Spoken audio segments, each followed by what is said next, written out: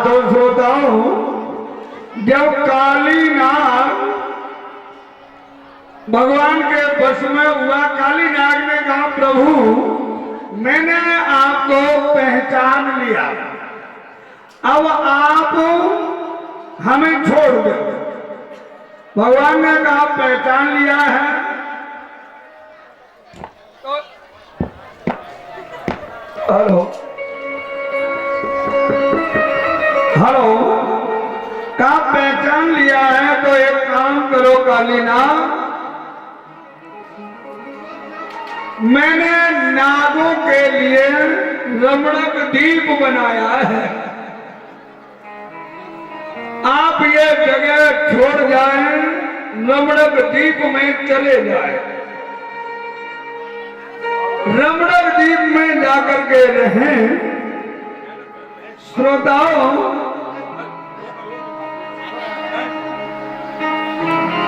रमणक दीप के लिए काली नाग कहता है हमें गरुड़ का डर है, गरुड़ हमें खा लेंगे।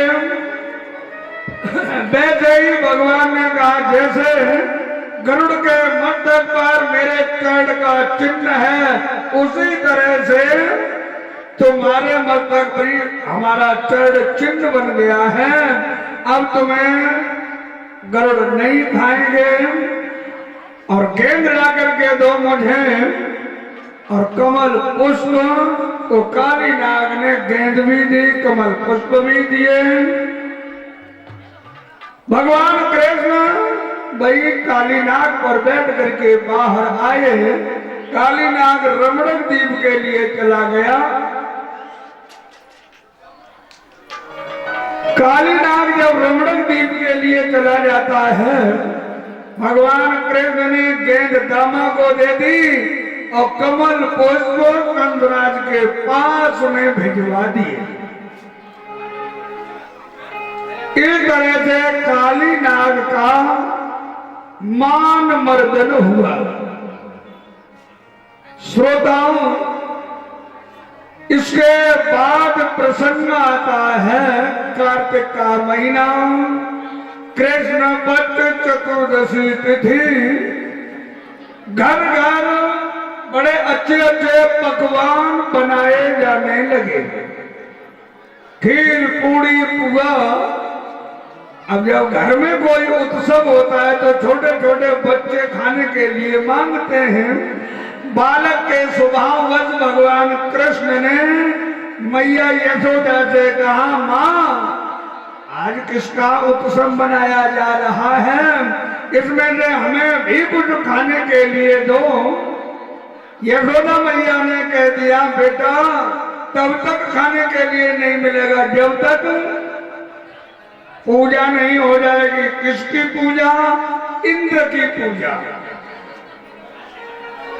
उठा, इंद्र की पूजा क्यों की जाती है? तब तो मैया यशोदा ने कह दिया, द्वार पे बाबा बैठे उनसे पूछो, मैं तो घर के काम में लगी हूं। भगवान कृष्ण बाबा नंद के पास में पहुंचे। बाबा जाकर के बोले, बाबा आज किसका उत्सव है, क्या उत्सव है अपने घर में जो बड़े अच्छे अच्छे पकवान बन रहे पर मुझे खाने के लिए नहीं दिए जा रहे? बाबा ने समझाया, बेटा आज इंद्र की पूजा है। कृष्ण ने पूछा, क्यों पूजा की जाती है? तो कहा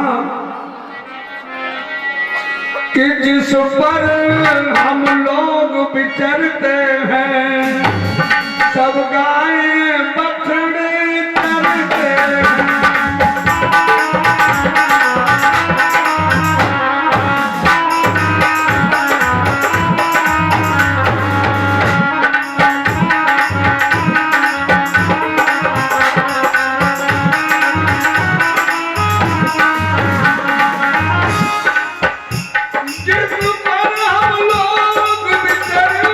हैं।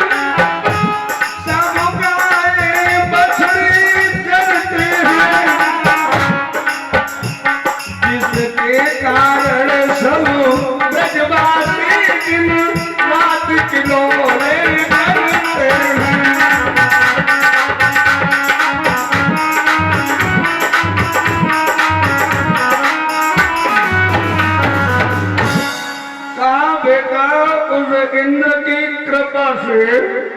बारिश होती है और बारिश होने पर हरी हरी घास पैदा होती है। जिस हरी हरी घास को गाय खाती है बहुत सा दूध देती है, दूध से दही, दही से माखन हम सब लोग ले जाकर के मथुरा में बेच देते हैं, जिससे अपनी जीविका चलती है।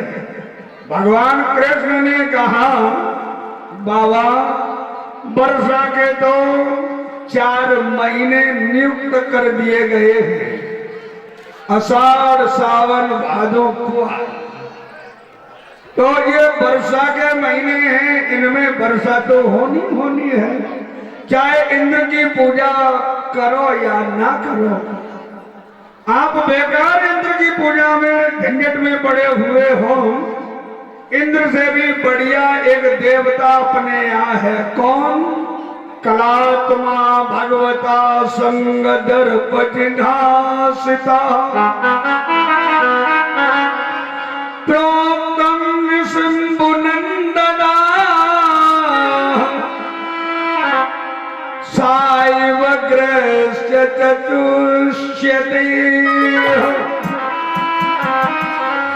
कलात्मा भगवता संग दर्प जिघासिता, जो कलाओं का ज्ञाता है, सभी देवताओं में श्रेष्ठ है। भावानंद ने कहा बेटा हम अकेले इंद्र की पूजा ना करें, गोवर्धन की पूजा करें और सब गांव सब ब्रजवासी इंद्र की पूजा करेंगे तो इंद्र पर क्या फर्क पड़ेगा। ये बात सुन करके भगवान कृष्ण ने कहा बाबा आप तैयार हो जाओ और लोग तो तैयार हो ही जाएंगे। बाबा तैयार हो गए, गोपी ग्वाल वालों को बुलाया और सबसे भगवान ने कह दिया सब गोपियां ग्वाल वाल गोवर्धन की पूजा करने के लिए तैयार हो जाते हैं। कुछ ग्वाला पहले भेजे गए, जाओ गोवर्धन पर्वत को साफ सुथरा करो। गोवर्धन पर्वत को साफ सुथरा बनाया गया है, ब्राह्मणों को साथ में ले जाया गया है। गोपियां छकड़ों में सामान भर लेती हैं और गाती बजाती हुई बड़े आनंद के साथ में चल देती हैं। कहती हैं मैं तो गोवर्धन